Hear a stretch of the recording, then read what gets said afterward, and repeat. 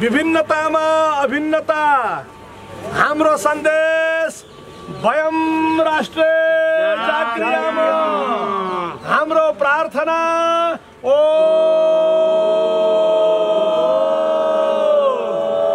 नेपाल आमाको वैदिक बौद्ध जैन सिख किराँत बोन समस्त हाम्रा नेपाली प्राण नेपाल भूमिका सम्पूर्ण धर्म उपासना पद्धति सम्प्रदायहरूको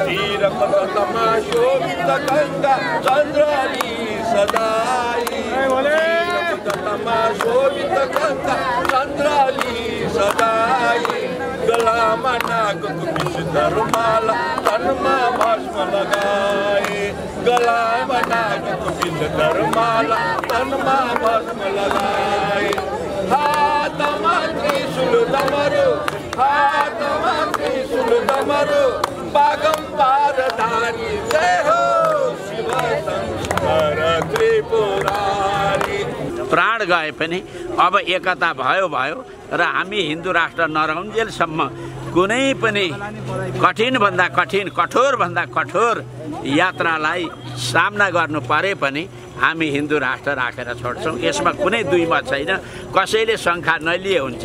हिन्दू राष्ट्र हुँदा जति फाइदा अरू के चाहिँ कुराले दिन सक्छ नेपाललाई? संसारका सबै देशहरू क्रिस्चियन र मुस्लिमले कब्जा गरेको बेलामा पूर्वीय दर्शनको एउटा मात्र प्रतिनिधित्व गरेर बसेको यस्तो गौरवशाली मुलुकलाई हाम्रो धर्म संस्कृति परम्परा रीतिरिवाज स्थानीय संस्कृतिहरू नष्ट गरेर यो त पश्चिमाहरूलाई अरूहरूलाई खुसी बनाउनलाई गरेको षड्यन्त्र हो। यसले विश्वको 7 अरब मान्छेलाई पूर्वीय दर्शनको सन्देश दिन्छ। त्यही भएर हिन्दू राष्ट्र हाम्रो पहिचान पनि हो र यसैमा सबै थोक छ। यसैले हाम्रो अस्तित्व, हाम्रो ऋषि परम्परा, हाम्रो वंश परम्परा सम्पूर्णको अस्तित्व यही 125-26 थरी नेपालीहरूको सम्पूर्णको वंश परम्पराको प्रतिनिधित्व गर्छ हिन्दू राष्ट्रले। त्यही भएर हामीले आफ्नो अस्तित्व गुमाएर अब विदेशीकै दास बन्ने हो भने हिन्दू राष्ट्र हुनु हुँदैन। यदि स्वाभिमानी नेपाली हुने हो भने हिन्दू राष्ट्र हुनुपर्छ। जति धेरै सङ्घ संस्था खोलौँ, गाउँ गाउँमा चर्च खोल्न हुने, मस्जिद खोल्न हुने, हामीले के अरे सङ्घ संस्था खोल्न नहुने, मन्दिर खोल्न नहुने भन्ने हुँदैन। जति सक्दो जसले यो भिडियो हेर्नुहुन्छ उहाँहरूले पनि सङ्घ संस्था दर्ता गरेर टोल टोलमा सङ्गठित भएर बस्नुहोस्, हामी आउँदैछौँ।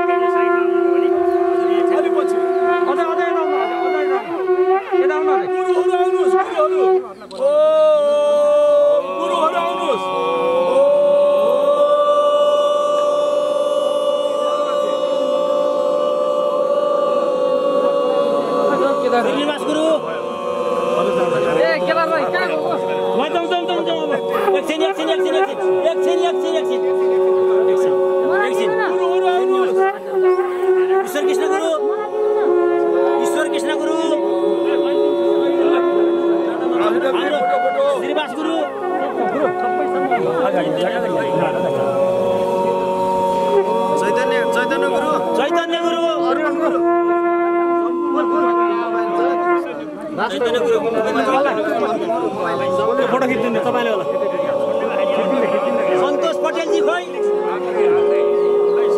मैले खिचे हुन्छ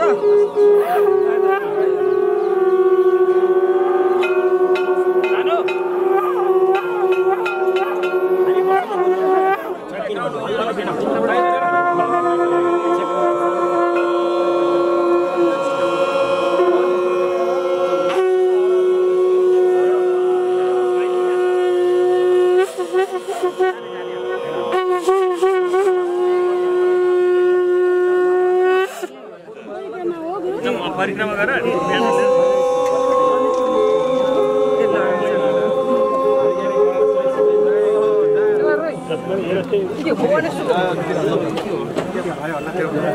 केमिस्ट्री जोडेर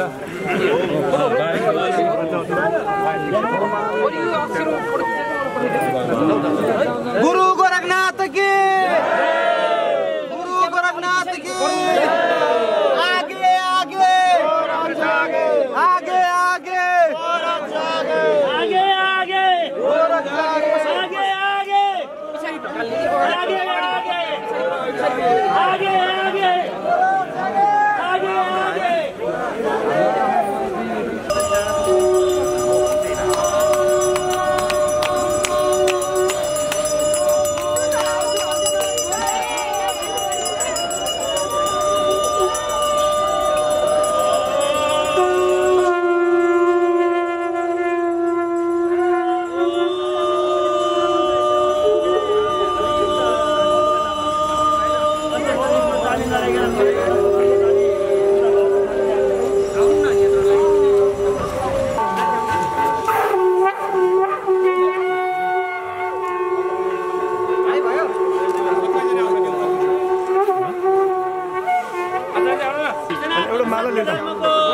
हिन्दू राष्ट्र नेपालको गोरक्षनाथ बाबाको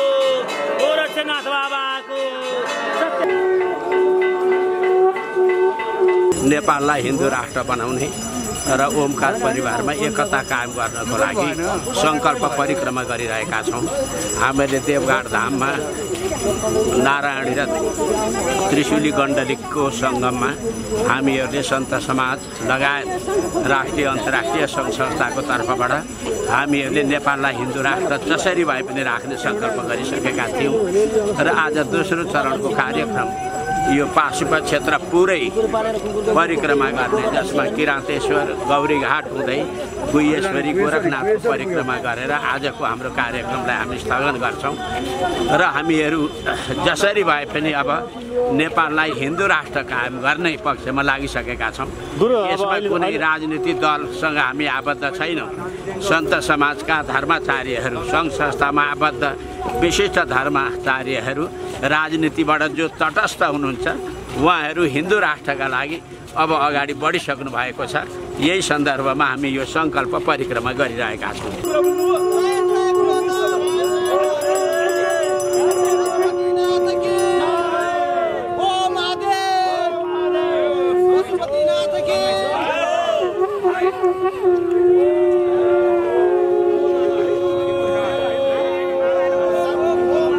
हिन्दू राष्ट्र नेपाल की हिन्दू राष्ट्र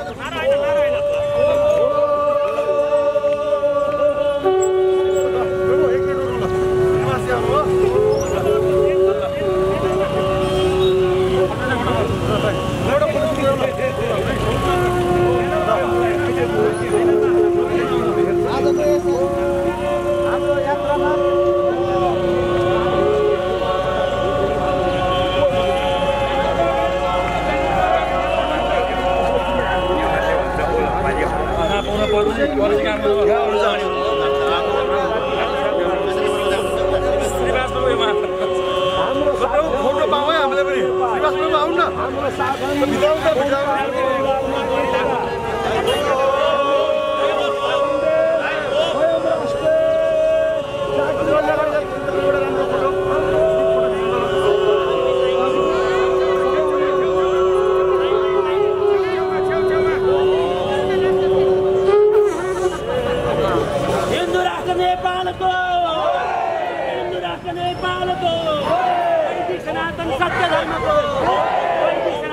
हामी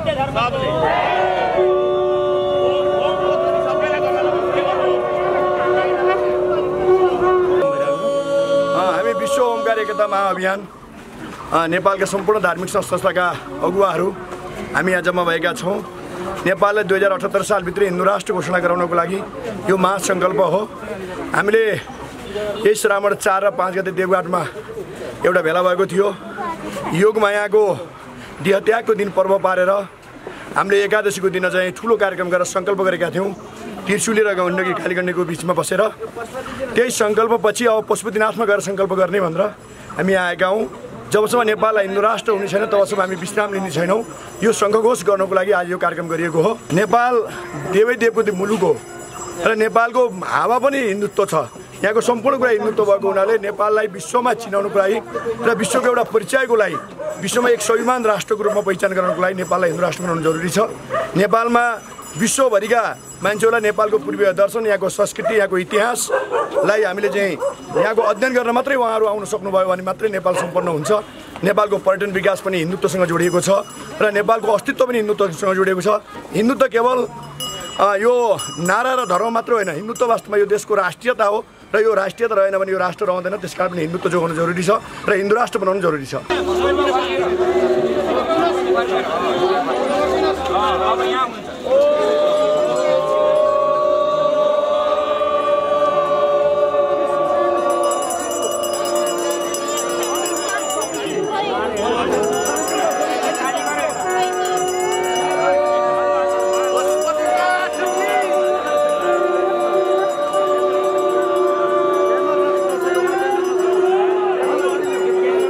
नेपालमा पूर्वीय दर्शनको आधारमा अब शासन सञ्चालन हुनुपर्छ। त्यसले नेपालीको समृद्धि मात्र नभएर सम्पूर्ण विश्वको शान्ति र समृद्धि चाहिँ हुनेछ भन्ने हामीलाई विश्वास छ।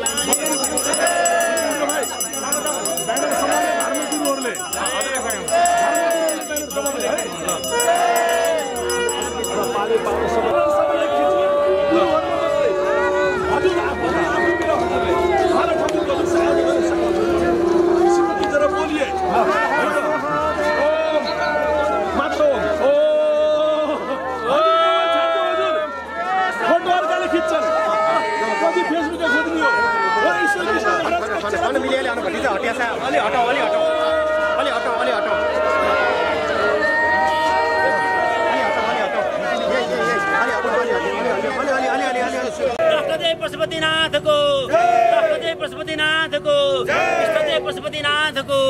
वैदिक सनातन सत्य धर्मको।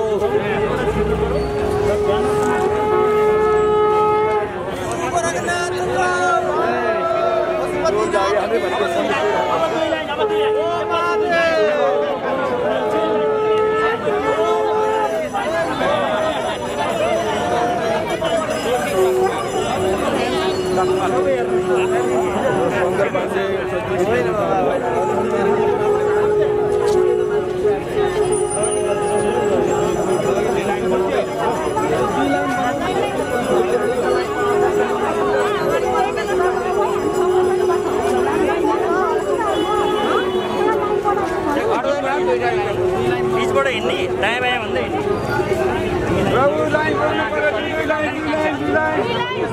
मेरो भगवानहरु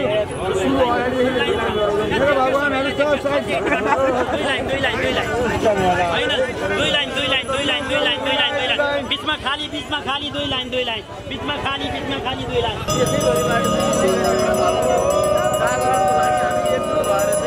धर्म जागरणको कार्य गर्दैछ। हाम्रो यसको उद्देश्य के हो भनिदिनुहोस् न। वैदिक सनातन हिन्दू राष्ट्र कायम गर्नु यसको मुख्य उद्देश्य हो। भन्दा पनि त्यसका लागि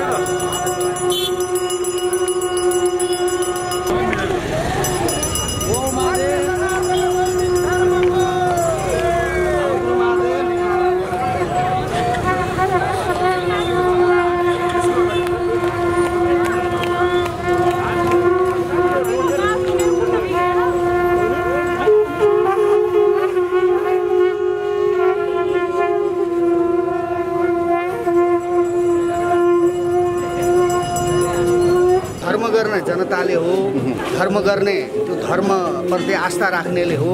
धर्मको नाममा जुन ढङ्गको चाहिँ राजनीति गर्ने पश्चिमाहरूको जुन डिजाइन छ त्यो डिजाइन देखेर नेपालीहरू आफ्नो स्वधर्मको बचाउका निमित्त केही बाहिर देखिएर कुरा गर्न थालेको, हिँड्न थालेको, यो घुम्न थालेको चाहिँ देखिएको हो। नेपालीहरूले कहिले पनि आफ्नो यो हिन्दू धर्म अथवा हाम्रो सनातन धर्म लाई विस्तार गर्नका लागि कहीँ कसैका देशमा जानु पर्दैन हैन। यो मानव धर्म हो। यो मानव धर्मलाई सबैले आत्मसात गर्नुपर्छ। त्यसो भए हुनाले हामीले कसैलाई विस्तार गर्नुपर्ने त्यो कुनै सिद्धान्त, राजनीतिक सिद्धान्त जस्तो हाम्रो धर्म होइन, सनातन धर्म होइन। निरन्तर मानव जीवन रहउन्जेलसम्म, सृष्टि रहउन्जेलसम्म यो धर्म रहिराख्ने धर्म हो। यो कसैले मान भनेर मान्न पर्ने, नमान भने नमान्न पर्ने त्यस्तो होइन। कसैले छोड्छ भने त्यो धर्मभन्दा बाहिर जान्छ। धर्म नमान्ने मान्छे, धर्म नमान्ने शासक, धर्म नमान्ने दुनियाँ देखियो। धर्म नमान्ने शासकको हालत त देखियो नि हैन। धर्म छाड्नेहरूको हालत त देखिँदैछ नि। त्यसो भएको हुनाले यो अहिले जे देखिँदैछ यसलाई स्वाभाविक रूपमा लिनु। तपाईँले यो कुरो भन्दै गर्दाखेरि नेपालमा ओमकार परिवार 94% छन् भन्छन्। सनातन वैदिक धर्म मान्ने व्यक्ति, बौद्धिस्टहरू, किराँतीहरू एक भएर आएदेखि हाम्रो नेपाल एउटा स्वर्ग जस्तै हुन्थ्यो भन्ने विज्ञहरूको पनि भनाइ छ। तर हामीले कहीँ कतै किराँती र बौद्ध र हिन्दू धर्म मान्ने व्यक्तिहरू एक ठाउँमा आएको देखिरहेको छैनौँ क्या। होइन ती भएको चाहिँ के छ यहाँनिर? होइन, धर्मका कुरा गर्नेहरू एक ठाउँमा नआएको, जनता एक ठाउँमा छ। धर्म गर्नेहरू चाहिँ एक ठाउँमा छ, धर्मका कुरा गर्नेहरू चाहिँ अलग अलग छ। त्यसो भएर धर्ममा पनि राजनीतिक रङ्ग देखियो। त्यसो भएपछि मान्दैन कसैले पनि। आज धर्मगुरुको अभाव छ नेपालमा। योगी नरहरिनाथ हुनुहुन्थ्यो भने उहाँले नेतृत्व गर्नुहुन्थ्यो, कोही भाग्न पाउँदैन थियो, कोही भाग्न पाउँदैन थियो, कोही लुक्न पाउँदैन थियो। त्यो खालको धर्म गुरुको अभाव भयो।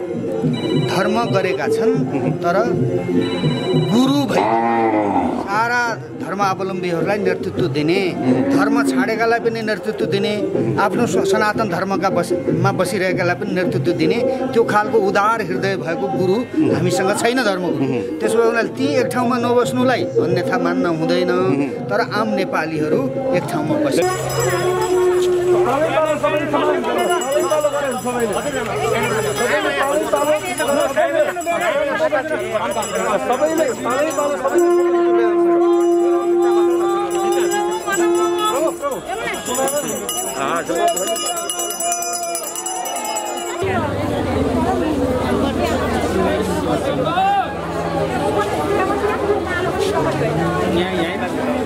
जय पशुपतिनाथ, जय भोले, जय शंकर, जय शिव। ओम नमः शिवाय, ओम नमः शिवाय, ओम नमः शिवाय,